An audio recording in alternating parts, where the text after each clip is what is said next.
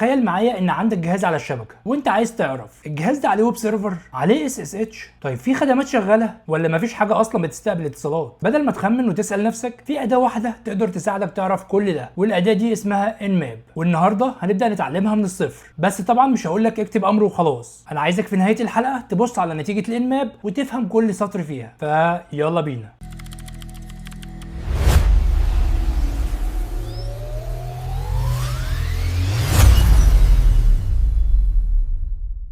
اهلا بكم يا شباب في الحلقه الثالثه من سلسله تعلم البين تيستنج من الموبايل. في الحلقه الاولى جهزنا الترموكس وتعلمنا الاساسيات، وفي الحلقه الثانيه ثبتنا اوبونتو وجهزنا بيئه لينكس اللي هنشتغل عليها. ومن النهارده هنبدا ندخل فعلا في ادوات السايبر سكيورتي، واول اداه معانا وهي انماب، واللي اختصار لنتورك مابنج. ولو انت مبتدئ تماما ما تقلقش، لان قبل ما نستخدم الانماب هنفهم الاول هي بتعمل ايه اصلا، وبعدين هنثبتها ونعمل اول سكان، وبعدين هنقرا النتيجه مع بعض سطر بسطر ونفهمها. اولا احنا بنستخدم الانماب ليه؟ خلينا نبدا معاك بموقف بسيط. تخيل كده انك مسؤول اي تي في شركه، وعندك جهاز جديد دخل على الشبكه، ومحتاج تعرف ايه الخدمات اللي شغاله عليه. هل عليه ويب سيرفر؟ هل عليه اس اس اتش؟ هل في خدمات تانية بتستقبل اتصالات؟ اول حاجه هتعملها مش انك هتحاول تدخل على الجهاز، لا، اول حاجه هتجمع معلومات عنه، وده جزء مهم جدا من مرحله اسمها الانفورميشن جاثرنج، مرحله جمع المعلومات، وده بيستخدم في اداره الشبكات واستكشاف الانظمه، وكمان في اختبارات الاختراق المصرح بيها. وهنا بيجي دور الانماب. تعال برضو نفهم شويه حاجات اساسيه هنحتاجها. قبل ما نتكلم عن الانماب لازم نفهم حاجه بسيطه جدا، يعني ايه اي بي ادرس. بص تخيل كده ان عندك عماره، العماره دي ليها عنوان عشان اي حد عايز يوصل لها يعرف مكانها. في الشبكات نفس الفكره، كل جهاز على الشبكه بيكون له عنوان اسمه اي بي ادرس، سواء كان كمبيوتر، موبايل، راوتر، سيرفر. فالاي بي هو العنوان اللي بيساعد الاجهزه دي انها تتواصل مع بعض. يجي واحد يقول لي طيب لو انا عرفت الاي بي بتاع الجهاز خلاص كده؟ هقول لك لا.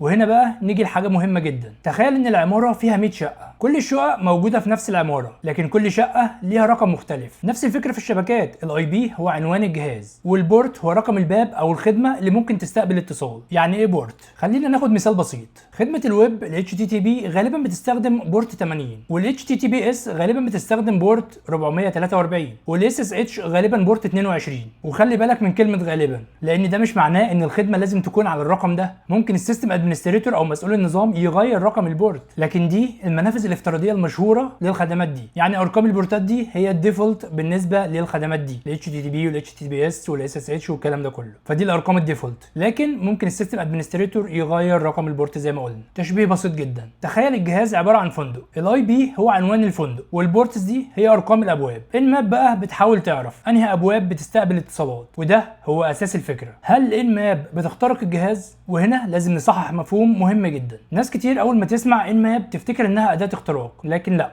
اداه انماب في الاساس هي اداه نتورك ديسكفري اند سكاننج، يعني بتساعدك تجمع معلومات عن الجهاز والخدمات والمنافذ اللي بتستجيب. مجرد انك لقيت بورت مفتوح ده مش معناه انك دخلت على الجهاز، ومش معناه كمان انك لقيت ثغره، هو معناه بس ان في خدمه على المنفذ ده بتستقبل اتصالات. لكن هل الخدمه دي سكيورد متامنه؟ هل فيها ثغره؟ هل اعداداتها غلط؟ دي اسئله تانية خالص، وهي دي الاسئله المهمه. طيب ايه هو التي سي بي واليو دي بي؟ ممكن وانت بتقرا نتائج الانماب تلاقي حاجه زي كده 22/TCP. طيب يعني ايه التي سي بي؟ ببساطه هو بروتوكول بيهتم ان الاتصال يتم بشكل موثوق. تخيل انك بتكلم صاحبك في التليفون، تتصل وهو يرد، تتاكد ان الاتصال اتفتح وبعدين تبداوا الكلام. ده مجرد تشبيه بسيط لفكره التي سي بي. اما اليو دي بي ففكرته مختلفه، ممكن تشبهه بانك بعت رساله ومش مستني تاكيد بنفس طريقه التي سي بي ان الطرف الثاني استلمها، وده بيخليه مناسب في حالات كتير بتكون محتاجه سرعه، زي طبعا بعض انواع البث والالعاب وغيره. المهم دلوقتي انك لما تشوف 22/TCP دي تعرف ان الفحص متعلق بمنفذ تي سي بي رقم 22، وما تقلقش مش مطلوب منك تحفظ تفاصيل التي سي بي واليو دي بي كلها دلوقتي، هنرجع لهم بالتفصيل لما نحتاجهم. دلوقتي نثبت الانماب.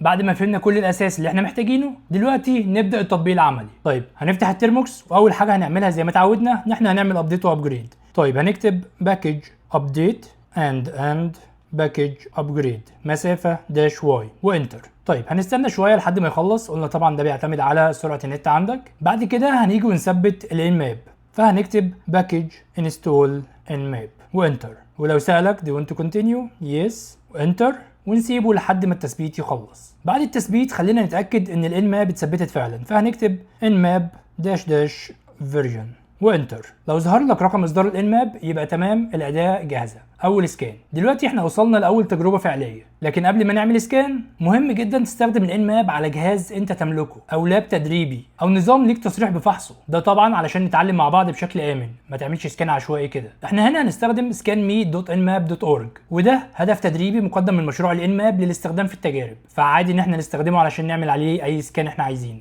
هنيجي كده ونكتب nmap scanme.nmap.org وانتر. استنى ثواني كده. تمام، شايف النتيجه اللي ظهرت دي؟ ما تستعجلش، تعالى كده نفهمها مع بعض. اول حاجه ممكن تشوفها starting nmap، وده ببساطه معناه ان الانماب بدات الفحص. بعدها ممكن تلاقي nmap scan report for scanme.nmap.org، وده بيقول لك ان التقرير اللي قدامك ده خاص بالهدف اللي احنا عملنا عليه سكان، وهو scanme.nmap.org. طيب تمام. بعدها ممكن تلاقي host is up. طيب دي معناها ايه؟ معناها ببساطه ان الجهاز بيرد على الفحص بالطريقه اللي استخدمتها الانماب، يعني الجهاز متاح على الشبكه. لكن خد بالك host is up مش معناها ان كل الخدمات شغاله، هي بس بتقول لك ان الجهاز نفسه بيرد. دلوقتي وصلنا لاهم جزء. ممكن تلاقي مثلا 22/tcp open ssh. تعال نفك السطر ده واحده واحده. الرقم 22 ده رقم البورت، بعده TCP ده البروتوكول المستخدم، بعده open وده معناه ان الانماب شايف ان المنفذ ده مفتوح وبيستقبل اتصالات، واخيرا SSH وده اسم الخدمه اللي الانماب بتتوقع ان البورت ده مرتبط بيها. يعني السطر كله معناه في خدمه اسمها SSH متاحه على TCP بورت 22. طيب لو شفنا 80/TCP open HTTP يبقى عندنا خدمه اسمها HTTP على بورت 80. حلو جدا. ولو 443/TCP open HTTPS يبقى في برضو خدمه اسمها HTTPS على بورت 443. وبكده بدل ما النتيجه كانت مجرد شويه حروف وارقام بالنسبه لك، بدانا نفهم معناها. هل البورت المفتوح بيساوي ثغره؟ هنا عايزك تركز معايا جدا. لو الانماب قالت لك 443/TCP open HTTPS، هل ده معناه ان الموقع فيه ثغره؟ لا. وجود بورت مفتوح معناه ان في خدمه بتستقبل اتصالات، لكن هل الخدمه دي ابديتد؟ هل الاعدادات بتاعتها سكيورد؟ هل فيها ثغره؟ هل كلمه السر ضعيفه؟ كل دي حاجات محتاجه فحوصات وتحليلات تانية، فما تحكمش على الجهاز من مجرد انك شفت اوبن. طيب دلوقتي عندنا سؤال منطقي. احنا عرفنا ان في SSH، لكن ممكن اسال اصدار ال SSH ده ايه؟ هنا نقدر نستخدم اختيار -SV، والفي هنا اختصار لفيرجن، يعني هنطلب من الانماب انها تحاول تتعرف على اصدار الخدمات. فهنيجي كده ونكتب الامر ده nmap مسافة -SV مسافة scanme.nmap.org وانتر، واستنى النتيجة. ممكن تلاقي معلومات اكتر من الفحص العادي اللي احنا عملناه الاول، لان الماب طبعا دلوقتي بتحاول تتعرف على خدمات بشكل اكبر. وخلي بالك برضو ده مش اختراق، احنا لسه في مرحلة جمع المعلومات. طيب ايه فايدة معرفة رقم الاصدار؟ لان معرفة اسم الخدمة لوحده مش دايما كفاية. مثلا لو قلت لك عندي ويب سيرفر، المعلومة دي عامة جدا، لكن لو عرفت نوع الويب سيرفر واصداره فبقى عندك معلومات اكتر تساعدك في تقييم النظام في المراحل اللي بعد كده. وده احد اسباب اهميه مرحله الانوميريشن والسيرفيس ديتكشن. في اختيار تاني ممكن تقابله كتير وهو -BN. في الطبيعي الانماب بتحاول تتاكد الاول ان الهدف متاح، لكن احيانا في بعض البيئات طريقه اكتشاف الجهاز ممكن ما تديش النتيجه المتوقعه. هنا تقدر تستخدم الامر ده nmap مسافة -BN مسافة scanme.nmap.org، وده معناه بشكل مبسط اعتبر ان الهدف موجود وابدأ الفحص. مش معنى كده انك لازم تستخدم -BN كل مرة، بالعكس كمبتدئ استخدمه لما يكون عندك بس سبب واضح. طيب في اختيار مشهور جدا برضو اسمه -A، وده بيجمع مجموعة من تقنيات الاستكشاف في امر واحد. يعني بدل ما تطلب من انماب معلومات محددة، الداش ايه بيطلب منها انها تجمع معلومات اضافية عن الخدمات والبيئة. فمثلا خلينا كده نكتب nmap مسافة -A scanme.nmap.org وانتر.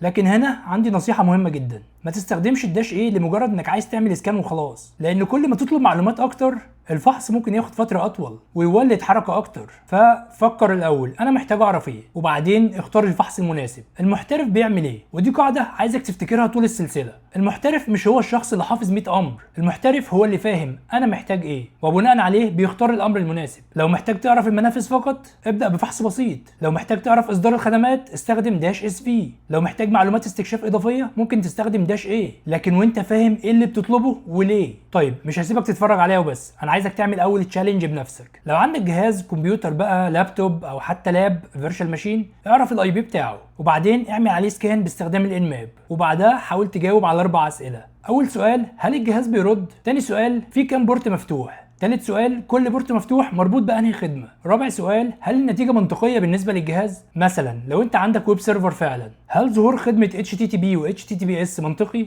ولو انت مش مشغل ويب سيرفر، هل تتوقع تشوف بورت 80 او 443؟ ابدأ تفكر بالطريقة دي، مش مجرد ان الامر طلع لي 3 بورتس وخلاص، لا، اسأل نفسك ليه. طيب تعال نراجع بسرعة احنا عملنا ايه النهارده. فهمنا يعني ايه اي بي ادرس، وفهمنا يعني ايه بورت، وفهمنا بشكل مبسط الفرق بين التي سي بي واليو دي بي، وبعدها عرفنا ان الان ماب اداة لاستكشاف وفحص الشبكات مش اداة اختراق اصلا. بعد كده ثبتنا الان ماب وعملنا اول سكان وقرينا النتيجة، وفهمنا هوستز اب واوبن وسيرفيس، وبعد كده جربنا داش اس في عشان نتعرف على اصدار الخدمات، وشفنا داش بي ان وامتى ممكن نحتاجه، وتعرفنا بشكل مبسط على داش ايه. وفوق كل ده اتعلمنا اهم حاجة، وهي انك ما تستخدمش الاداة لمجرد انك عارف الامر. افهم الاول انت عايز تعرف ايه. لكن لسه عندنا سؤال مهم جدا. احنا النهارده عرفنا ان في خدمات شغاله، لكن لو لقينا ويب سيرفر مثلا، هل نقدر نعرف ايه المسارات او الصفحات العامه الموجوده فيه؟ هل في لوجن، ادمن، فولدرات، ملفات عامه؟ هنا هنبدا ندخل في نوع جديد من الاستكشاف، والاداه اللي هنستخدمها في الحلقه الجايه اسمها جو باستر، وهنفهم يعني ايه وورد ليست ويعني ايه دايركتوري انومريشن، وازاي نقرا النتائج من غير ما نفسر كل حاجه على انها ثغره. فلو وصلت لحد هنا فانت عملت اول خطوه حقيقيه في استكشاف الشبكات، ولو نفذت التشالنج اكتب لي في التعليقات ان ماب دون. ولو الفيديو عجبك ما تنساش تعمل لايك وتشترك في القناه وتفعل الجرس علشان نكمل السلسله دي مع بعض خطوه بخطوه، واشوفك الحلقه الجايه.